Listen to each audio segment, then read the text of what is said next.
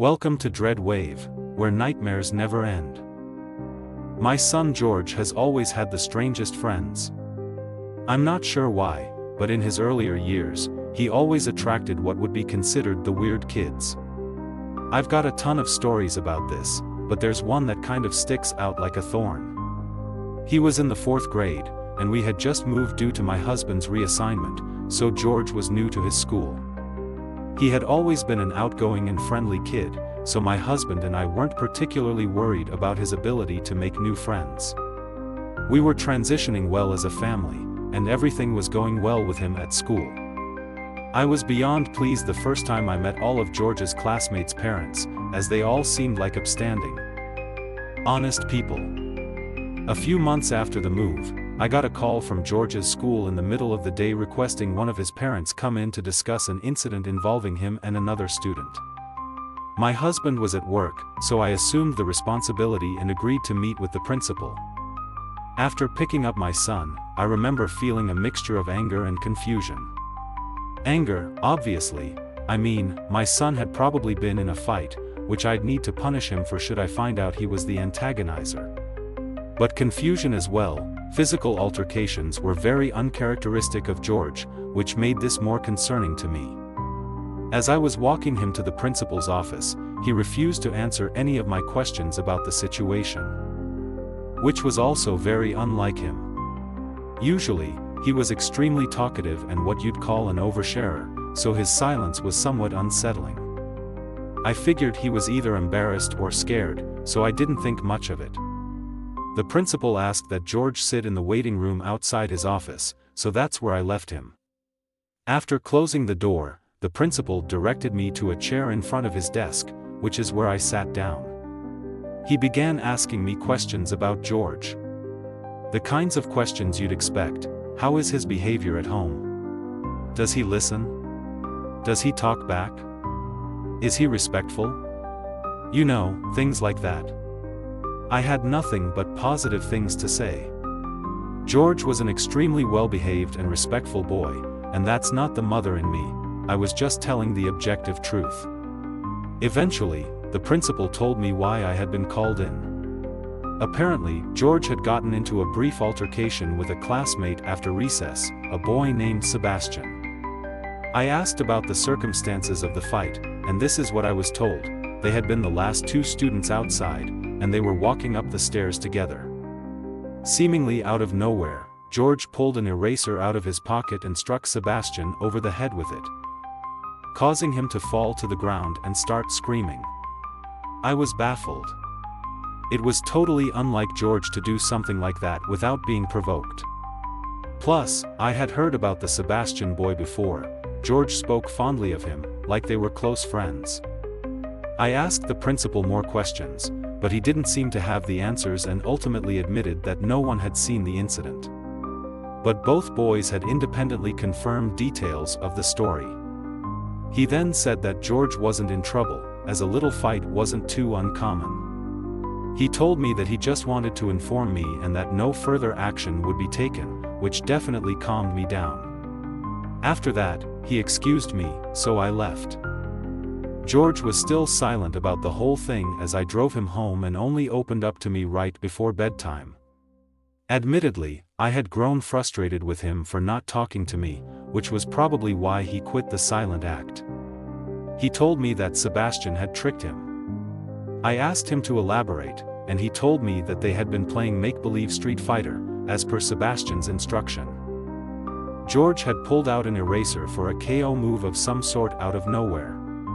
Sebastian fell to the ground and pretended to be really hurt. He then whispered in George's ear that he'd seriously hurt him if George didn't pretend like he'd attacked him. So that's what George did, and all the teachers assumed it had been a real fight, rightfully so. I was pretty pissed. My little boy had been taken advantage of and falsely accused. Instead of going to the school, I decided to handle things myself. That night, I went through the school's directory and found Sebastian's mother's phone number. She introduced herself as Maggie. I was kind of taken aback by how sweet and genuine she sounded on the phone. She told me she had heard about the incident, gotten the real story from Sebastian, and already reprimanded him. I thought it was kind of odd that Sebastian would have told the truth to his mother so soon, but I was happy I didn't have to do any convincing.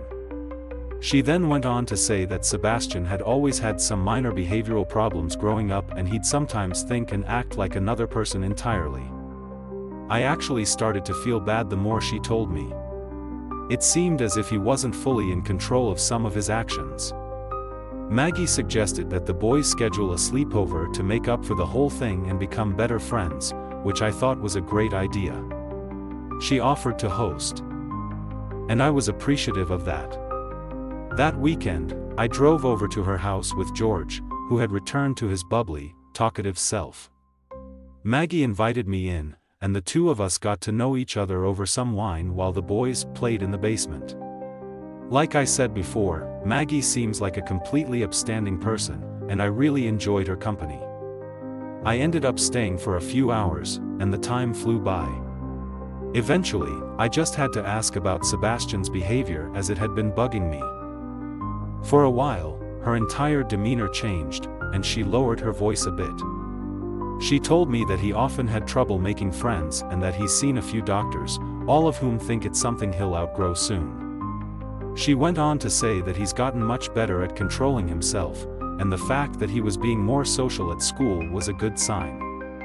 I didn't inquire much more than that, I just wanted to make sure my son would be safe for the night. Maggie promised me George would be in good hands and that Sebastian didn't have a history of getting physical or violent, more so just acting strange. That was enough reassurance for me. This woman was clearly genuine, and it actually felt kind of nice knowing that George would be helping Sebastian learn how to make friends. Eventually, it came time to leave, so I went downstairs to say goodbye to George. The two boys were laughing and playing Battleship. It looked like they were really getting along. I kissed my son goodbye and drove home. The next morning, I went to go pick him up. When I got to the house, he was waiting near the door with all his stuff and a smile on his face. I assumed the night went well. I said good morning to Maggie and packed George's stuff in the car. As we were driving away, though, he started bawling out of nowhere. I asked him what was wrong in a concerned voice, and what he told me was quite literally jaw-dropping. George said that everything was going well until it came time to go to sleep. The boys had set up their sleeping arrangements in the basement, 2 air mattresses side by side. Everything seemed normal when they went to bed, but at some point in the night, George woke up. He wasn't sure why at first. Then he heard something whispering. It was coming from the bathroom. The door was slightly open, and there was a strange flickering light inside, not like a regular bathroom. Light as George described it, it seemed more like candlelight. He listened closer and realized it was Sebastian talking, but he wasn't just talking, he was having a full conversation. George thought maybe he was on the phone or something, but the more he listened, the weirder it got. Sebastian wasn't calling himself Sebastian, he was calling himself Mr. Jim. George felt frozen. It was like Sebastian thought he was someone else, and he wasn't talking to anyone, just the mirror. Then the candle went out. Everything was dark again. George squeezed his eyes shut, pretending to be asleep. A long time passed, and then he heard the bathroom door creak open. His stomach dropped when he heard whispering again. This time right above him. It went on for a while. George didn't understand the words, it didn't even sound like English. He just lay there, too scared to move. Eventually, Sebastian went back to bed like nothing happened. In the morning, he was totally normal again. George didn't dare ask him about it. When George told me what happened, I was horrified. My gut told me this wasn't just a case of childhood imagination, something was wrong. I didn't know what to do, but I knew I had to tell someone. I called Maggie first. At first, she laughed it off, saying Sebastian has always been a creative kid. But as I pressed her, her voice faltered. Eventually, she admitted that his so-called behavioral problems were more serious than she let on. One psychiatrist had even suggested he was showing signs of multiple personality disorder. They had already moved twice before, she told me in a hushed tone, because Sebastian had been kicked out of school. I was stunned, furious, even. Why the hell hadn't she told me this before? Why would she put my son in danger like that? Then she did something unexpected. She begged me not to notify the school. I didn't know what to say. Part of me wanted to respect her wishes, but another part of me knew that something was very wrong. I blurted out, "Okay," and hung up the phone before she could respond. I told myself I'd make my decision by the end of the week, but I never got the chance. That Monday, Sebastian Fallon attacked another student at recess. It was serious enough that the school sent out a statement to all the parents, though they kept the details vague. By the end of the day, I found out that he had been expelled. I tried calling Maggie, but her phone had seemingly been disconnected. The situation was incredibly unsettling. Just days ago, we had spoken, and now suddenly she was unreachable. I didn't even know what I wanted to say to her, just that I wanted to say something. There were no other numbers or emails in the school directory, just that one number that was now disconnected. A few days later, the curiosity got too overwhelming, so I bit the bullet and drove to her house. When I arrived, it was completely vacated, no moving trucks, no sign of a rushed departure, just gone. It didn't make sense. How could they have left so quickly? I tried looking them up, searching for any trace of them online. I found nothing, no forwarding address, no mention of them anywhere. It was like they had never existed at all. That was a long time ago, and George wasn't too badly affected by it. In all honesty, I think he's mostly forgotten about it. I haven't, though.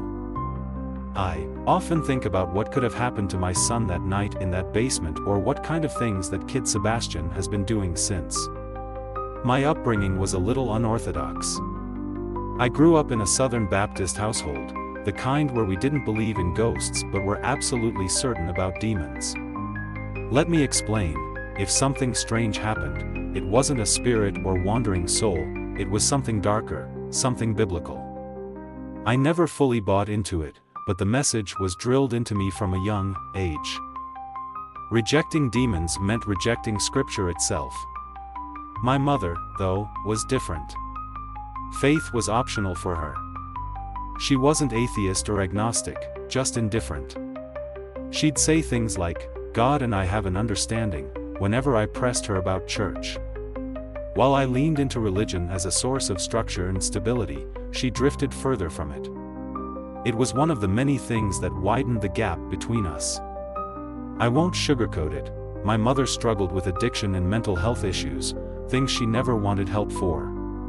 Some days she was functional, others, she was downright unstable. I tried not to take it personally, but it was hard. Looking back, she definitely had schizophrenia or some kind of adjacent condition. But before you say anything about my family being neglectful of her mental health, it was a different time back then. One afternoon, I had a nightmare so vivid that I still remember every detail to this day.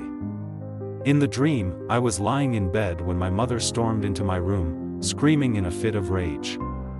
She grabbed me by the wrist and started shaking me violently. I woke up in a pool of sweat, my body still rigid with fear. But before I could shake off the dream, it happened again, except this time, I wasn't asleep. The door barged open, and there she was, just as she had been in my nightmare. Same expression, same unhinged anger, same words. It was like the dream had been some kind of prophecy. I barely managed to push her off and yell for her to stop, and then it was over. She left as suddenly as she had entered. When I confronted her the next morning, she had no memory of it. She seemed confused, even a little hurt, that I was so shaken. I told myself it was a coincidence, some bizarre overlap between my subconscious and her moods. But part of me wondered if it was something worse. A few weeks later, I heard her screaming from the backyard. It was a strange sound, not a panicked scream or even a distressed one. The scream sounded more excited. I don't even know if that makes sense, but that's the best way I can describe it. I rushed outside and froze at what I saw. My mother was standing in the yard, grinning, holding a massive 7-foot-long snake in her bare hands. That was terrifying enough on its own, but there's something you don't know which made it even worse. My mother had a lifelong phobia of snakes. She couldn't even look at them on TV without recoiling, but there she was, gripping one like it was a toy. She said, "Come here," and motioned for me to grab the snake. I took a step back, shaking my head. I literally said, "Mom, what the hell?" but the look in her eye told me she couldn't even understand the words I was saying. She just smiled wider and tilted her head like she was trying to scare me. I couldn't deal with it. I turned and ran back inside, slamming the door behind me. My heart was pounding. I peeked out the window and saw her still standing there, holding the snake like an offering. Eventually, she let it slither onto the ground and walked back inside as if nothing had happened. Later, when I asked her about it, she shrugged like I was making it up. She told me I must have had a strange dream and refused to entertain me when I continued to ask about it. That was nothing compared to what I'm about to tell you, though. That winter, my church held an overnight lock-in. I was relieved to go. Church was my escape, a place where I could be around predictable, normal people. My mother dropped me off completely sober and even kissed my forehead before driving away. At around 4:30 a.m., just as we were settling into sleep, a loud knocking echoed through the chapel. We all sat up, glancing at each other. The knocking moved, traveling around the building in an impossible way. At times, it sounded like it was coming from multiple directions at once. It wasn't wind. It wasn't an animal. It was rhythmic, circling the chapel like someone or something was trying to break in. The pastor, the only one with a key, was asleep in his office and hadn't heard a thing. I ran to wake him, and as soon as he stepped into the chapel, the knocking stopped. He opened the front doors and literally stumbled back in fear. Standing there, barefoot and sweating in the freezing air, was my mother. Her clothes were disheveled, and her hair was dripping with sweat. Her lips were moving, but I couldn't hear what she was saying. She didn't acknowledge the pastor, her eyes locked on me immediately. A slow, unsettling smile stretched across her face as she walked toward me. I wanted to run. The pastor tried to hold me back, whispering, "Stay here," but I felt completely powerless, like I had no choice but to go with her. I climbed into the car, afraid that she was going to do something, but she didn't. The drive home was silent. She didn't speak, didn't explain. She didn't answer when I asked why she was there. When we got home, she stopped in the doorway and just stared at me. She stood there silently, watching me as I walked to my room. I closed the door, locked it, and lay awake for hours listening. In the morning, she was in the kitchen cooking breakfast. She was cheerful and clearly oblivious to what had happened the night before.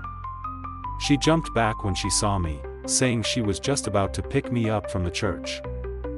I felt the blood drain from my face. She had no memory of knocking on the church doors, no memory of driving me home. It was freaky.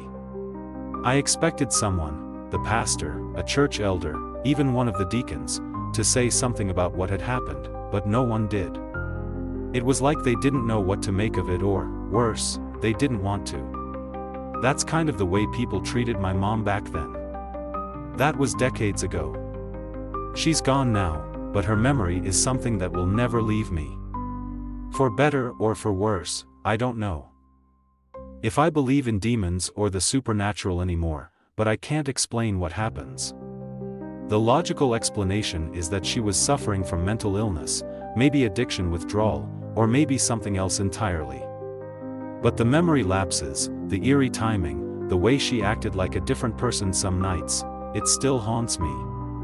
I tell myself there's a rational answer for all of it, but even now, I'm not sure I believe that. Music, my eldest son started sleepwalking when he was about 8 or 9. I had heard of kids going through phases like that, so I wasn't too concerned at first. It was just one of those things, a little unsettling, sure, but nothing I thought much about. I'm a pretty light sleeper. So none of my kids have ever been able to sneak around the house at night without me knowing. That's actually how I first figured out about my son's habit. Most nights, I'd wake up and find him standing in the hallway outside my bedroom, walking slightly on his heels, shifting his weight from foot to foot. His eyes would be open, but they weren't seeing anything. That was the one part that always got me. For any of you who have lived with a sleepwalker, you know exactly what I'm talking about. His gaze would pass right through me, empty and distant, like he was looking past me into something I couldn't see. It was always extremely strange, and I never fully acclimated to finding him like that. Sometimes he'd mumble something under his breath, words too soft and slurred to understand. Other times, he wouldn't make a sound, just standing there, breathing in that slow, steady way that somehow made it even worse. I'd gently guide him to bed, whispering his name, telling him everything was fine. He never seemed to remember any of it in the morning. Things escalated a few months after I made the realization that he was a sleepwalker. One night, I woke up to a rhythmic tapping sound. It sounded like water droplets repeatedly dripping onto a window pane, only it wasn't raining outside. It was soft, barely loud enough to wake me.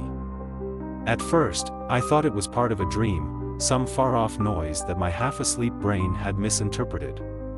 But as I lay there, the sound continued, steady and deliberate.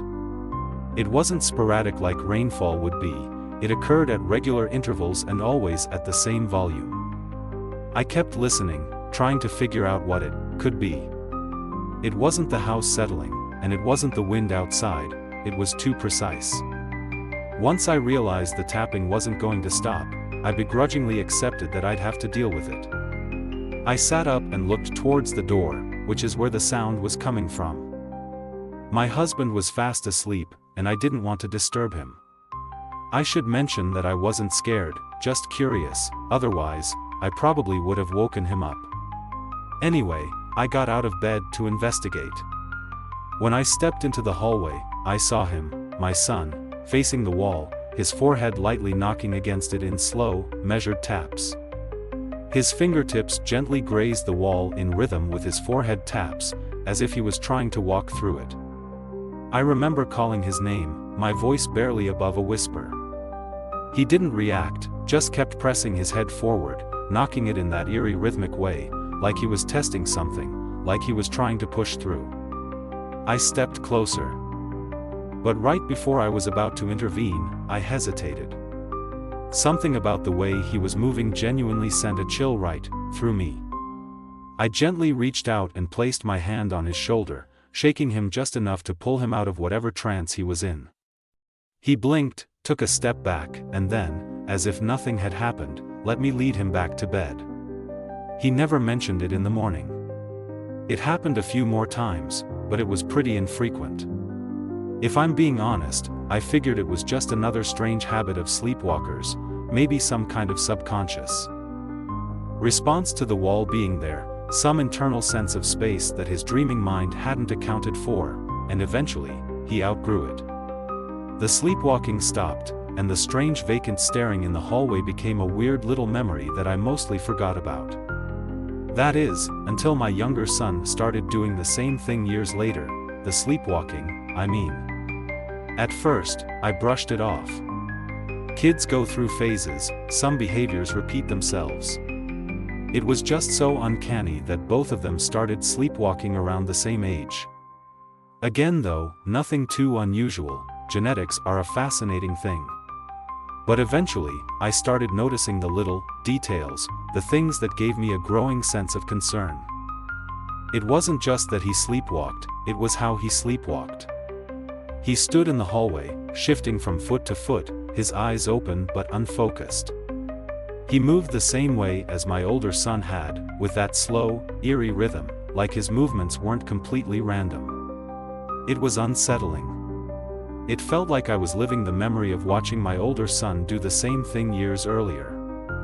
But it got worse than that. One night, I woke up to that tapping noise again. I already knew what I'd see before I stepped into the hallway, and I was right. There he was, forehead pressed to the exact same spot, knocking against the wall like he was trying to step into something that wasn't there. It was the exact same behavior my older son had exhibited all those years ago. From the forehead taps all the way down to the way his fingers brushed against the wall. I called his name, nothing. I touched his shoulder, nothing. He just kept knocking, his small body swaying slightly, lost in some deep, unreachable place. And that's when it hit me, he had never seen his older brother sleepwalk. At least, not that I know of. His brother hadn't done this in years. There was no reason for him to exhibit the same exact behavior, not just the wandering, but the standing, the tapping, the eerie misplaced urgency of it. I don't know why, but that thought made me feel sick. After some badgering, I eventually snapped him out of his trance. I guided him back to bed and tucked him in, like I had done so many times before, trying to tell myself that it was just one of those things. And then, just like his brother, he outgrew it. Just like that. No more sleepwalking, no more tapping. He had no recollection of it either. For years, I didn't think about it. In all honesty, I had forgotten about the whole thing. But there's a reason I'm writing this now. My sons are away at college now, and the house is a lot quieter than what I'm used to. Because of that, my husband and I have to find new things to occupy some of that downtime. A few weeks ago, we decided to renovate the house. The house is pretty old, and we've lived in it long enough that we've decided to change things up, new floors, new paint, some fresh updates to make the place feel new again. It was all minor work, nothing too intensive. We were stripping the old wallpaper when we noticed something underneath. At first, I thought it was just some old backing or maybe a weird stain, but as we peeled more away, my breath caught. It was an old antique-style mirror, a mirror that had been covered for some reason.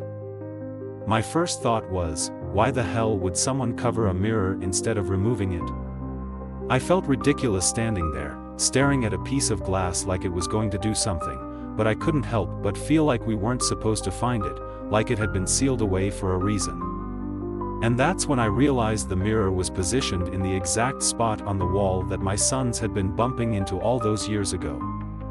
The memories came flooding back, and I stood there in shock. There was no logical reason they should have known it was there, they couldn't have, and yet, somehow, they had. Both of them had independently been trying to walk into something that was impossible to see through the wallpaper. Forget about the fact that they were unconscious. I immediately got rid of that mirror, but I'm still pretty freaked out by the whole thing. There's got to be some kind of rational explanation for this, but I can't think of one. I still don't know what to make of this. I really don't.